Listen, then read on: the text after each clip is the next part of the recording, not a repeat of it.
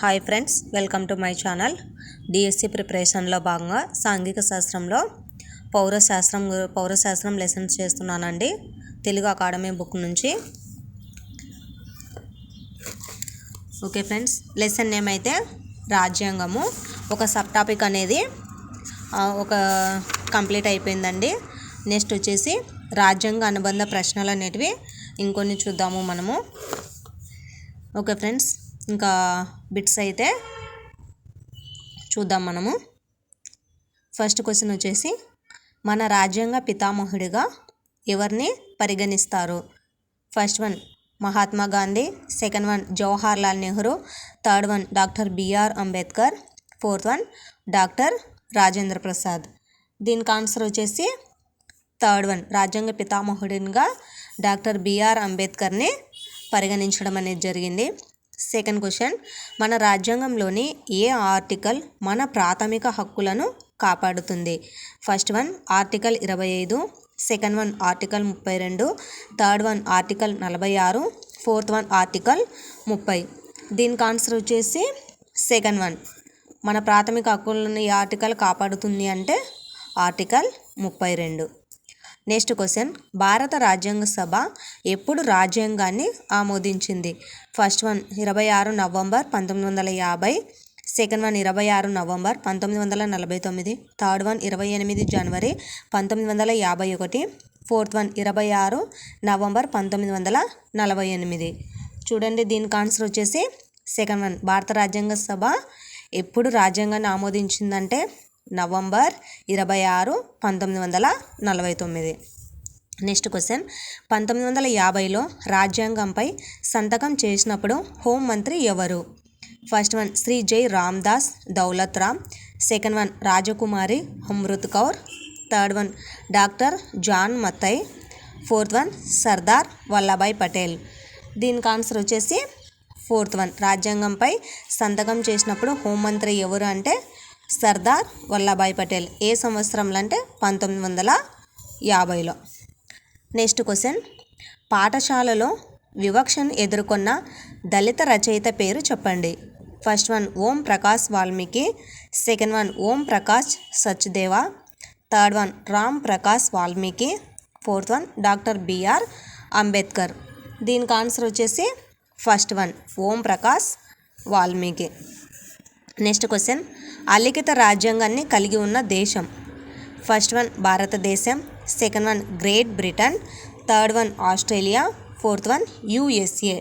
దీనికి ఆన్సర్ వచ్చేసి Great Britain. అలిఖిత రాజ్యాంగాన్ని కలిగి ఉన్న దేశం ఏదంటే గ్రేట్ బ్రిటన్. నెక్స్ట్ క్వశ్చన్, ప్రత్యక్ష ప్రజాస్వామ్యం ఉన్న దేశంలో ఏది? First one Ireland, second one Switzerland, third one Australia, fourth one Britain. దీనికి ఆన్సర్ వచ్చేసి సెకండ్ వన్, ప్రత్యక్ష ప్రజాస్వామ్యం ఉన్న దేశంలో ఏది అంటే స్విట్జర్లాండ్. నెక్స్ట్ క్వశ్చన్, డిసెంబర్ 1929లో లాహోర్ కాంగ్రెస్ సమావేశంలో జనవరి 26ని జరుపుకోవాలని నిర్ణయించారు. First one Azadi Diwas, second one Swaraj Diwas, third one Purna Swaraj, fourth one వీటిలో ఏది కాదు. దీనికి ఆన్సర్ వచ్చేసి పూర్ణ స్వరాజ్. డిసెంబర్ 1929లో లాహోర్ కాంగ్రెస్ సమావేశంలో జనవరి 26ని జరుపుకోవాలని నిర్ణయించారంటే పూర్ణ స్వరాజ్. నెక్స్ట్ క్వశ్చన్, శ్రీ జగ్జీవన్ రామ్ భారతదేశపు మొదటి మంత్రి? First one labour, second one ఆరోగ్యం, third one parliamentary, fourth one ప్రధానమంత్రి. దీనికి ఆన్సర్ వచ్చేసి లేబర్. శ్రీ జగజ్జీవన్ రామ్ భారతదేశపు మొదటి లేబర్ మంత్రి. నెక్స్ట్ క్వశ్చన్, రిపబ్లిక్ అనే పదానికి అర్థం ఏమిటి? ఫస్ట్ వన్ రాష్ట్ర అధిపతి వంశపారంపర్య అధిపతి కాకూడదు, సెకండ్ వన్ ఒక నిర్దిష్ట కాలానికి ఎన్నికల ద్వారా ప్రజలతే అధిపతిని ఎన్నుకుంటారు, థర్డ్ వన్ ఏ మరియు బి రెండు, ఫోర్త్ వన్ వీటిలో ఏది కాదు. దీనికి ఆన్సర్ వచ్చేసి ఫస్ట్ వన్, రిపబ్లిక్ అనే పదానికి అర్థం ఏంటంటే రాష్ట్ర అధిపతి వంశపారంపర్య అధిపతి కాకూడదు. నెక్స్ట్ క్వశ్చన్, దేశం యొక్క సమర్థవంతమైన పాలనకు అవసరమైనవి? ఫస్ట్ వన్ సూత్రాలు, సెకండ్ వన్ నియమాలు, థర్డ్ వన్ చట్టాలు, ఫోర్త్ వన్ మార్గదర్శకాలు. దీనికి ఆన్సర్ వచ్చేసి థర్డ్ వన్. దేశం యొక్క సమర్థవంతమైన పాలనకు అవసరమైనవి ఏవి అంటే చట్టాలు. నెక్స్ట్ క్వశ్చన్, రాజ్యాంగం దేనిని నిషేధించింది? ఫస్ట్ వన్ అక్రమ రవాణా, సెకండ్ వన్ బలవంతపు పని, థర్డ్ వన్ 14 సంవత్సరాల కంటే తక్కువ వయసు ఉన్న పిల్లలు, ఫోర్త్ వన్ ఇవన్నీ. చూడండి, రాజ్యాంగం దేనిని నిషేధించింది అంటే దీనికి ఆన్సర్ వచ్చేసి ఫోర్త్ వన్. ఇవన్నీ కూడా అక్రమ రవాణా, బలవంతపు పని, 14 సంవత్సరాల కంటే తక్కువ వయసు ఉన్న పిల్లలను, వీటన్నిటిని కూడా రాజ్యాంగం అనేది నిషేధించింది. నెక్స్ట్ క్వశ్చన్, భారత రాజ్యాంగం ఏ తేదీన ఆమోదించబడింది? First one 26 November 1949, second one 26 October 1949, third one 26 December 1949, fourth one 26 జనవరి 1949. దీనికి ఆన్సర్ వచ్చేసి ఫస్ట్ వన్. భారత రాజ్యాంగం ఏ తేదీన ఆమోదించబడిందంటే నవంబర్ 26, 1949. చూడండి, మళ్ళీ క్వశ్చన్ ఇట్లా కూడా అడగచ్చు. నవంబర్ 26, 1949న మనం దేనిని ఆమోదించినాము అంటే భారత రాజ్యాంగాన్ని. నెక్స్ట్ క్వశ్చన్, ఓం ప్రకాష్ వాల్మీకి విషయంలో కింది వాటిలో ఏది ప్రాథమిక హక్కు? ఫస్ట్ వన్ స్వేచ్ఛా హక్కు, సెకండ్ వన్ దోపిడీకి వ్యతిరేకంగా హక్కు, థర్డ్ వన్ మత స్వేచ్ఛ, ఫోర్త్ వన్ సమానత్వపు హక్కు. దీనికి ఆన్సర్ వచ్చేసి ఫోర్త్ వన్. ఓం ప్రకాష్ వాల్మీకి విషయంలో ఏది ప్రాథమిక హక్కు అంటే సమానత్వపు హక్కు. నెక్స్ట్ క్వశ్చన్, కింది వాటిలో ఏది స్వేచ్ఛా హక్కుకి చెందదు? చూడండి, ఇక్కడ స్వేచ్ఛా హక్కుకి చెందదు అని క్వశ్చన్ అడిగినాడు. మనం క్వశ్చన్ చదివేటప్పుడు కూడా చాలా జాగ్రత్తగా ఉండాలండి. డిఎస్సిలో మనం ఒక్కటి మిస్టేక్ అయ్యి మనం రాసినా కూడా అది మనకి మైనస్ మార్కులోనే వస్తుంది. అందుకే స్వేచ్ఛా హక్కుకి ఇది చెందిందా చెందలేదా అనేవి కూడా మనము చూసుకొని మనము ఆన్సర్ అనేది పెట్టాలి. ఫస్ట్ వన్ వాక్ స్వాతంత్ర్యం, సెకండ్ వన్ భావ వ్యక్తీకరణ స్వేచ్ఛ, థర్డ్ వన్ సంఘాలను ఏర్పాటు చేసుకునే హక్కు, ఫోర్త్ వన్ ఏదైనా మతాన్ని ఆచరించే హక్కు. దీనికి ఆన్సర్ వచ్చేసి ఫోర్త్ వన్, ఏదైనా మతాన్ని ఆచరించే హక్కు. నెక్స్ట్ క్వశ్చన్, నేపాల్ రాజు చివరికి ప్రభుత్వాధినేతగా ఎప్పుడు బాధ్యతలు స్వీకరించారు? First one 2022, second one 2005, third one 2007, fourth one 2015. దీనికి ఆన్సర్ వచ్చేసి సెకండ్ వన్. నేపాల్ రాజు చివరకు ప్రభుత్వాధినేతగా ఎప్పుడు బాధ్యతలు స్వీకరించారు అంటే 2005లో. 2005 సంవత్సరంలో ఏ రాజు ప్రభుత్వాధినేతగా ఎప్పుడు బాధ్యతలు స్వీకరించారంటే అప్పుడు ఏ రాజు అని చెప్పాలి మనము? నేపాల్ రాజు. మనం చూడండి, మనం క్వశ్చన్ చదివేటప్పుడే వీటిని 2-3 రకాలుగా కూడా మనమే నేర్చుకోవచ్చండి. స్వేచ్ఛగా తిరిగే హక్కు దీని కిందికి వస్తుంది. ఫస్ట్ వన్ దోపిడీకి వ్యతిరేకంగా హక్కు, సెకండ్ వన్ ఆస్తి హక్కు, థర్డ్ వన్ స్వేచ్ఛా హక్కు, ఫోర్త్ వన్ సాంస్కృతిక మరియు విద్యా హక్కు. దీనికి ఆన్సర్ వచ్చేసి థర్డ్ వన్, స్వేచ్ఛగా తిరిగే హక్కు దీని కిందకి వస్తుందంటే స్వేచ్ఛా హక్కు. నెక్స్ట్ క్వశ్చన్, దేశంలోని న్యాయస్థానాల వ్యవస్థ సమిష్టిగా ఇలా పిలువబడుతుంది. ఫస్ట్ వన్ న్యాయ వ్యవస్థ, second one Congress, third one మంత్రులు, ఫోర్త్ వన్ ఎగ్జిక్యూటివ్. దీనికి ఆన్సర్ వచ్చేసి ఫస్ట్ వన్. దేశంలోని న్యాయస్థానాల వ్యవస్థ సమిష్టిగా ఇలా పిలువబడుతుందంటే అది ఏదంటే న్యాయ వ్యవస్థనే. నెక్స్ట్ క్వశ్చన్, గొప్ప ఆర్థిక మరియు సామాజిక సంస్కరణలను నిర్ధారించడానికి రాజ్యాంగంలో ప్రవేశపెట్టబడింది. ఫస్ట్ వన్ నిర్దేశక సూత్రాలు, సెకండ్ వన్ ప్రాథమిక హక్కులు, థర్డ్ వన్ ప్రాథమిక విధులు, ఫోర్త్ వన్ ఏక పౌరసత్వం.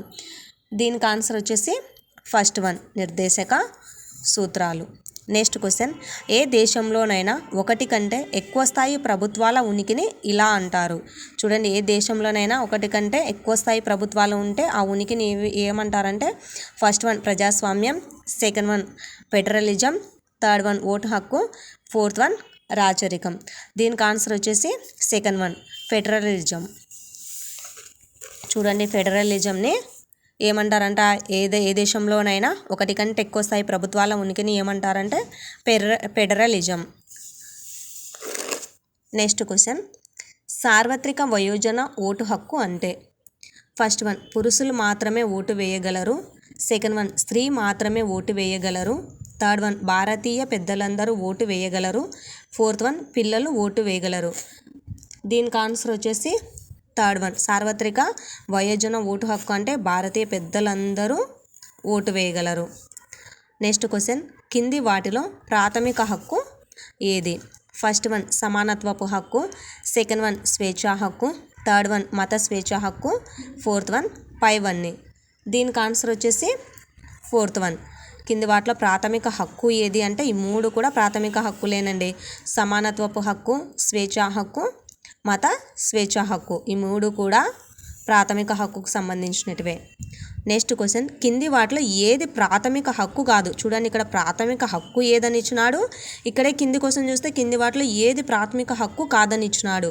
మనం క్వశ్చన్ అనేది చాలా జాగ్రత్తగా చదువుకోవాలండి. మనం ఏంటంటే టెన్షన్ పడుతూ ఉంటాం కదా రాసే టైంలో, ఆ టైంలో మనము చాలా క్వశ్చన్ చదువుకోవడం అనేది చాలా ఇంపార్టెంట్. కింది వాటిలో ఏది ప్రాథమిక హక్కు కాదు?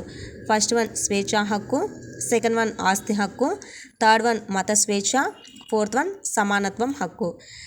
దీనికి ఆన్సర్ వచ్చేసి సెకండ్ వన్. చూడండి ప్రాథమిక హక్కు కాదు ఏదంటే ఆస్తి హక్కు. మనం ఏది పైన చదువుకున్నాం, సమానత్వ హక్కు, స్వేచ్ఛా హక్కు, మత స్వేచ్ఛ ఇవన్నీ కూడా ఏమనుకున్నాం ప్రాథమిక హక్కులు. ఇది కానిది ఏదంటే ఆస్తి హక్కు.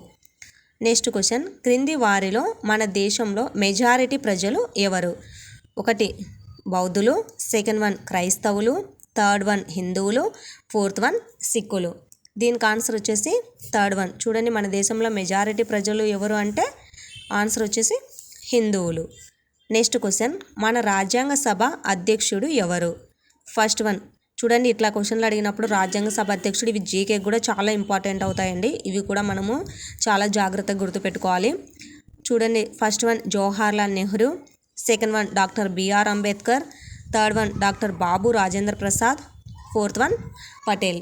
దీనికి ఆన్సర్ వచ్చేసి థర్డ్ వన్. మన రాజ్యాంగ సభ అధ్యక్షుడు ఎవరు అంటే doctor Babu Rajendra Prasad. Next question, రాజ్యాంగ పరిషత్ కావాలని తొలిసారి డిమాండ్ చేసింది ఎవరు? First one Indian National Congress, second one Swarajya party, third one forward bloc, fourth one communist party. దీనికి ఆన్సర్ వచ్చేసి ఫస్ట్ వన్. రాజ్యాంగ పరిషత్ కావాలని తొలిసారి డిమాండ్ చేసింది ఎవరంటే Indian National Congress. Next question, ప్రజల పేదరికాన్ని తగ్గించడం మరియు సామాజిక మరియు ఆర్థిక సంస్కరణలను సూచిస్తాయి. ఫస్ట్ వన్ ప్రాథమిక హక్కులు, సెకండ్ వన్ ప్రాథమిక విధులు, థర్డ్ వన్ రాష్ట్ర విధాన నిర్దేశక సూత్రాలు, ఫోర్త్ వన్ పైవేవి కావు. చూడండి దీనికి ఆన్సర్ వచ్చేసి రాష్ట్ర విధాన నిర్దేశక సూత్రాలు. నెక్స్ట్ క్వశ్చన్, 2007లో ఏ దేశం మధ్యంతర రాజ్యాంగాన్ని ఆమోదించింది? First one Pakistan, second one Nepal, third one Sri Lanka, fourth one Bhutan. దీనికి ఆన్సర్ వచ్చేసి సెకండ్ వన్. 2007 సంవత్సరంలో ఏ దేశం మధ్యంతర రాజ్యాంగాన్ని ఆమోదించిందంటే నేపాల్. నెక్స్ట్ క్వశ్చన్, కింది వాటిలో ప్రభుత్వ యంత్రాంగం కానిది ఏది? చూడండి ఇక్కడ ప్రభుత్వ యంత్రాంగం కానిదని క్వశ్చన్ అడుగుతున్నాడు. First one legislature, second one executive, third one Marxism, fourth one న్యాయ వ్యవస్థ. దీనికి ఆన్సర్ వచ్చేసి థర్డ్ వన్. కింది వాటిలో ప్రభుత్వ యంత్రాంగం కానిది ఏంటంటే మార్క్యూజం. నెక్స్ట్ వన్ పంచాయతీ రాజ్ అనేది ప్రభుత్వం యొక్క మొదటిది, సెకండ్ వన్ రెండవ, థర్డ్ వన్ మూడవ, ఫోర్త్ వన్ నాలుగవది. దీనికి ఆన్సర్ వచ్చేసి మూడవ. పంచాయతీ రాజ్ అనేది ప్రభుత్వం యొక్క మూడవ పంచాయతీ రాజ్ అనేది. నెక్స్ట్ క్వశ్చన్, 1976లో రాజ్యాంగంలో ప్రాథమిక విధులు ద్వారా చేర్చబడ్డాయి. చూడండి ఫస్ట్ వన్ 38వ సవరణ, సెకండ్ వన్ 42వ సవరణ, థర్డ్ వన్ 40వ సవరణ, ఫోర్త్ వన్ 39వ సవరణ. దీనికి ఆన్సర్ వచ్చేసి సెకండ్ వన్. 1976లో రాజ్యాంగంలో ప్రాథమిక విధులు 42వ సవరణ ద్వారా ఈ ప్రాథమిక విధులు అనేది చేర్చబడ్డాయి. దేనిలో చేర్చబడ్డాయి? రాజ్యాంగంలో. ఏ సంవత్సరంలో చేర్చబడ్డాయి? 1976వ సంవత్సరంలో. చూడండి ఇక్కడే మనము చాలా క్వశ్చన్స్ వేసుకోవచ్చు అండి ఒక్కో క్వశ్చన్లోనే మనము. నెక్స్ట్ క్వశ్చన్, చట్టం ముందు దేశంలోని పౌరులందరూ సమానమని ఇది సూచిస్తుంది. First one parliamentary rule, second one న్యాయ వ్యవస్థ స్వాతంత్రం, థర్డ్ వన్ సమన్యాయ పాలన, ఫోర్త్ వన్ ప్రాథమిక హక్కులు. దీనికి సెకండ్ ఆన్సర్ వచ్చేసి థర్డ్ వన్ చట్టం ముందు దేశంలోని పౌరులందరూ సమానమని సమన్యాయ పాలన సూచిస్తుంది. నెక్స్ట్ క్వశ్చన్, భారత రాజ్యాంగాన్ని రూపొందించింది. First one Congress, second one రాజ్యాంగ సభ, third one judicial assembly, fourth one Hindu Mahasabha. దీనికి ఆన్సర్ వచ్చేసి సెకండ్ వన్, భారత రాజ్యాంగాన్ని రాజ్యాంగ సభ రూపొందించింది. నెక్స్ట్ క్వశ్చన్, కింది వాటిలో సరైనది. ఫస్ట్ వన్, అన్ని ప్రజాస్వామ్య దేశాలకు రాజ్యాంగం ఉండే అవకాశం ఉంది. సెకండ్ వన్, రాజ్యాంగాన్ని కలిగి ఉన్న అన్ని దేశాలు ప్రజాస్వామ్యంగా ఉండాల్సిన అవసరం లేదు. చూడండి, ఇంకా ఒకటి సరైనది, సెకండ్ వన్ వచ్చి సరైనది.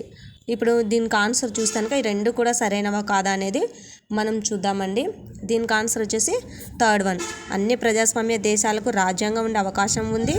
రాజ్యాంగాన్ని కలిగి ఉన్న అన్ని దేశాలు ప్రజాస్వామ్యంగా ఉండాల్సిన అవసరం లేదు. చూడండి, రెండు కూడా ఆన్సర్స్ అనేటివి సరైనటివేనండి. నెక్స్ట్ క్వశ్చన్, రాజ్యాంగ పరిషత్ ఎప్పుడు ఏర్పడింది? చూడండి, first one 1946, second one 1934, third one 1949, fourth one 1950. దీనికి ఆన్సర్ వచ్చేసి ఫస్ట్ వన్, రాజ్యాంగ పరిషత్ ఎప్పుడు ఏర్పడిందంటే 1946లో. చూడండి, మళ్ళీ ఇప్పుడు 1946లో ఏ పరిషత్తు ఏర్పడింది అని కూడా క్వశ్చన్ అడగచ్చు. అప్పుడు రాజ్యాంగ పరిషత్.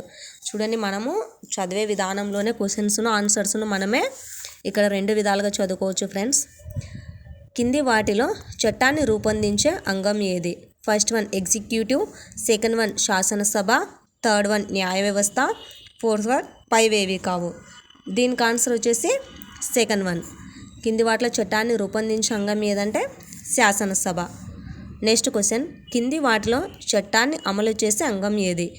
చూడండి, ఇక్కడ రూపొందించే అంగం అడిగినాడు, ఇక్కడ అమలుపరిచే అంగం అడిగినాడు. ఇక్కడ first one executive, second one శాసనసభ, థర్డ్ వన్ న్యాయ వ్యవస్థ, ఫోర్త్ వన్ పైవేవి కావు. దీనికి ఆన్సర్ వచ్చేసి ఫస్ట్ వన్. కింది వాటిలో చట్టాన్ని అమలు చేసే అంగం ఏది అంటే ఆన్సర్ వచ్చేసి ఎగ్జిక్యూటివ్. నెక్స్ట్ క్వశ్చన్, భారతదేశం మొదటి ప్రధానమంత్రి ఎవరు?